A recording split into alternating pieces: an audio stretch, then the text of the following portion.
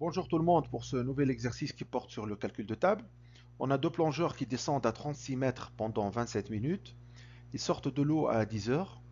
Ils décident de replonger à 26 mètres durant 32 minutes. Mais ils ne veulent pas faire plus que 12 minutes de palier. Donc, une première plongée à 36 mètres de 27 minutes. Une deuxième plongée 26 mètres 32 minutes. La question: à partir de quelle heure pourront-ils replonger? On va faire usage des tables MN 90. Donc, la table, elle est là. Donc, on a 36 mètres de profondeur. On va chercher dans la table ces 36 mètres de profondeur. On trouve 35 et 38. Par mesure de sécurité, on va prendre la profondeur supérieure. Donc, on va se positionner à 38 mètres de profondeur. On va chercher les différentes durées de plongée et chercher les 27 minutes. On n'a pas 27 minutes, on a 25 et 30. Pour la même raison, on va prendre la valeur supre, soit 30 minutes. On va lire le GPS. Le GPS est égal à K. Donc, le, G- donc, euh, le GPS étant K, on va se pencher sur la deuxième plongée, la successive, qui est de 26 mètres à 32 minutes, avec un palier ne dépassant pas les 12 minutes. On va ouvrir notre table. De la même manière, nous allons chercher les 26 mètres de profondeur. On trouvera 25 et 28. On va prendre la profondeur sup, c'est-à-dire 28 mètres de profondeur. On va faire une lecture verticale, non pas sur la durée de la plongée, mais sur la durée du palier, bien des paliers. Donc on va trouver le 12 ici, qui correspond à 35 minutes de durée maximum, donc 35 minutes de durée de la plongée. Là, il s'agit d'une successive, donc on parle de la durée fictive. Or, les 12 minutes sont aussi valables pour tout ce qui est dans l'intervalle 30 ouvert, 35 fermé. Donc pour les 31, 32, 33, 34, 35 minutes, on va avoir 12 minutes de palier. Or, dans notre cas, on a 32 minutes de durée de plongée, ça c'est dans l'énoncé. On a 32 minutes dans le profil de plongée, donc on va éliminer le 31. On va garder donc 32, 33, 34 et 35 minutes de durée de la plongée successive. Donc, la durée de plongée, c'est entre 32 et 35 minutes fermées. Donc, la majoration va varier quant à elle de 32 moins 32. Donc, 32, c'est la durée fictive de la successive moins 32 minutes, le profil, je prends le pointeur. Donc, 32, c'est la successive, la fictive, moins 32, le profil réel de la successive, ça fait 0 minutes. À 35 minutes, le max de durée, moins 32 minutes, à 3, ça nous fait 3 minutes. Donc la majoration va varier de 0 à 3. Donc on va voir le tableau numéro 2. Donc voici mon tableau qui est la base pour déterminer la majoration en minutes, mais avec un processus en arrière, on va déterminer l'azote résiduel. Donc rappelons qu'on est à 26 mètres. Donc on est à 26 mètres, on va lire la ligne des profondeurs. On va trouver donc 20, 22, 25, 28. Le 26, il est entre le 25 et le 28. Par mesure de sécurité, bien sûr, on va tendre vers la sécurité. Comme vous l'avez vu certainement dans votre cours, on va prendre la profondeur inférieure. Donc on va prendre les 25 mètres. Donc, pour la majoration, elle va de 0 à 3 minutes. Donc, on va faire une lecture verticale à 25 mètres et on va prendre les valeurs qui sont au-dessous de 3 minutes. Donc, on va prendre le 2 et le 3. Donc, on va faire une lecture horizontale pour trouver l'azote résiduel. Donc, 0,82 et 0,84. Donc, finalement, pour avoir un palier de 12 minutes à 26 mètres, il faut avoir un azote résiduel allant de 0,82 à 0,84. Donc si on récapitule, on a une première plongée dont le GPS est K.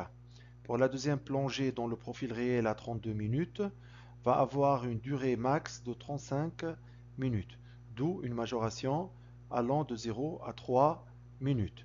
Selon le tableau 2, on a trouvé un azote résiduel qui devrait aller de 0,82 à 0,84. Donc pour voir pour retrouver l'intervalle de surface, il faut aller chercher le tableau numéro 1. Donc voici le tableau numéro 1. Donc on a un GPS égal à K. On va se positionner dans le groupe de plongées successifs et chercher la lettre K. On est là. On va faire une lecture horizontale cherchant les valeurs d'azote résiduel allant de 0,82 à 0,84. Donc là, on est à 0,84. C'est bon, je prends jusqu'à 0,82.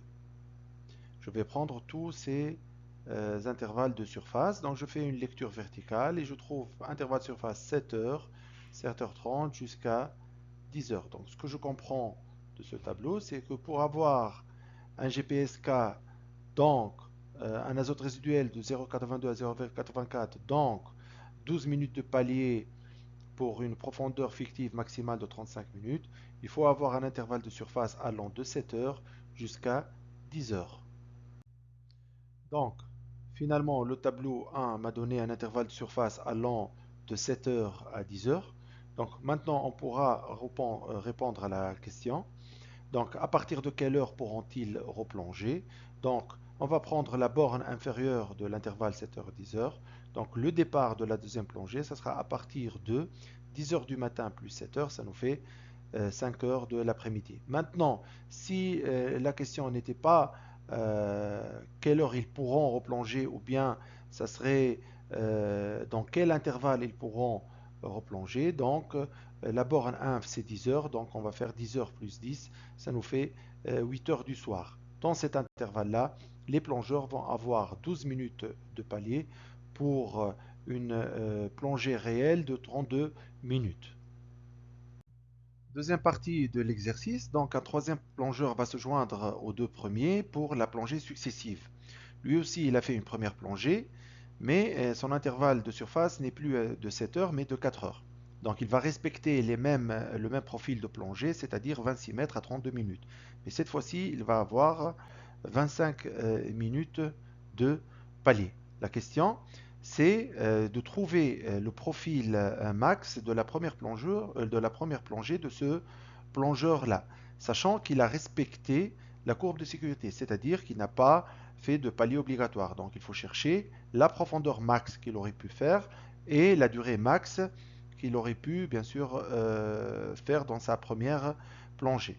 Donc même façon, donc on va prendre la deuxième plongée qui était à 26 mètres, on va ouvrir la table, on va chercher les 26 mètres, on a 25, 28, donc par sécurité on va prendre la profondeur sup, et on va chercher non pas la durée, mais on va chercher la durée de la plongée, mais on va chercher la durée du palier. Donc on va chercher les 25 minutes de durée de palier. On va trouver les 25 ici qui correspondent à 45 minutes de durée fictive de la plongée. Mais il faut faire attention ici. C'est pas uniquement 45 minutes, mais ça peut être aussi 44 minutes, 43, 42 et 41 minutes. Pourquoi? Parce qu'à 40 minutes, on est à 19 minutes de palier. Or, dès qu'on passe à 41 minutes, on sera à 25 minutes de palier. Donc finalement, pour les 25 minutes de palier, on a une durée fictive comprise entre 41 et 45 minutes de plongée. Donc la plongée max sera entre 41 et 45 minutes. Donc pour la majoration, elle sera comprise entre même chose, durée fictive moins durée réelle. La durée réelle, c'est 32 minutes. Donc la durée fictive, on a dit qu'elle était entre 41 et 47. Donc la majoration serait entre 9 minutes et 13 minutes. On va aller au tableau numéro 2. Voici notre tableau numéro 2. Et de la même manière que la première partie de l'exercice, on va chercher à 26 mètres de profondeur l'azote résiduel pour une majoration comprise entre 9 minutes et 13 minutes. Donc à 26 mètres de profondeur, on va chercher dans la ligne des profondeurs, on va chercher les 26 mètres, on trouve 25 et 28, et pour la même raison, donc on va tendre vers la sécurité et on va prendre la profondeur mine. Donc on va prendre 25 minutes. Pour une majoration de 9 minutes, on va faire une lecture verticale. On va chercher les 9. On a trouvé 8 et 11. Donc on va prendre la majoration inférieure. Donc ce sera 8 minutes de majoration qui correspond à 0,89 d'azote résiduel sans pour autant être égal à 0,89. Donc c'est-à-dire la majoration elle sera strictement supérieure à 0,89 puisque le 9, on a 9 minutes et non pas 8 minutes.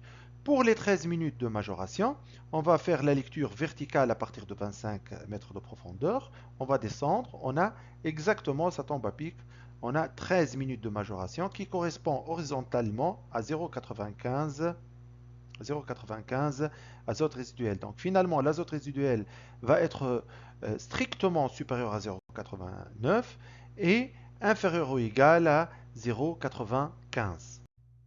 Donc, ayant trouvé l'intervalle d'azote résiduel, nous allons passer au tableau numéro 1 pour trouver le GPS ou bien l'intervalle de GPS. Donc, voici notre tableau numéro 1.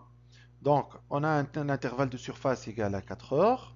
Donc, on va se positionner sur la ligne des intervalles de surface. On va chercher les 4 heures et on va faire une lecture verticale plutôt. On va faire une lecture verticale. Donc on va chercher 0,89.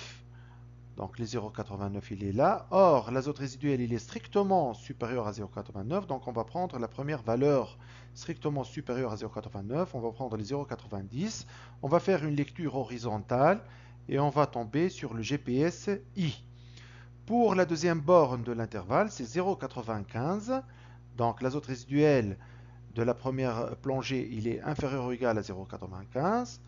Toujours dans la colonne 4 heures, on va descendre, on va chercher les 0,95 et on va faire une lecture horizontale et on va voir un GPS égal à N.